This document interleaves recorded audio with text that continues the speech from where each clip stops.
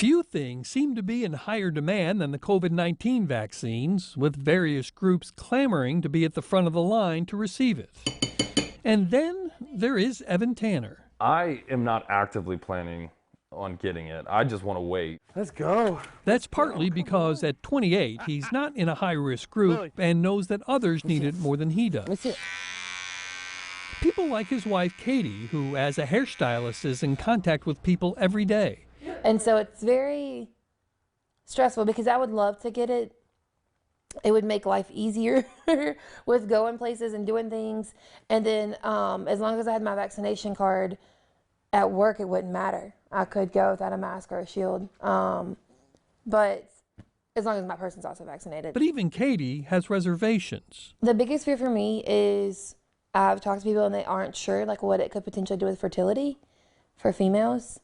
And so that's like, I don't know, like I want kids, you know, I don't want them right now, but I want kids. Just the thought of that is really scary. It's very daunting. More on what the CDC says about that in a minute. Here we are. Still in their 50s, Randy and Angela Smith aren't in any high-risk groups. Vaccines are rolling out. Do you plan to get them?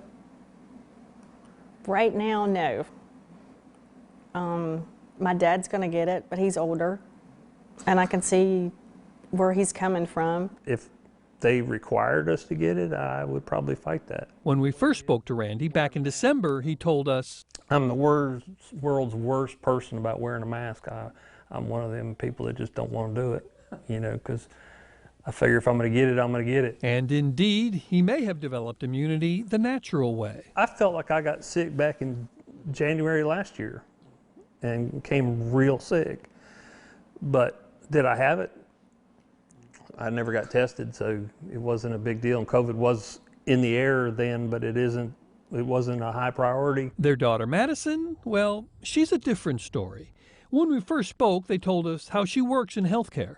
Well, she worked at the emergency room and was there for a little while and Scared me to death. And did testing. So when it comes to the vaccine, she would be one of those that we're told needs to get this. Right, and that's what, I mean, she really, we don't talk about it a lot with her because I know takes probably another stance because she is in healthcare.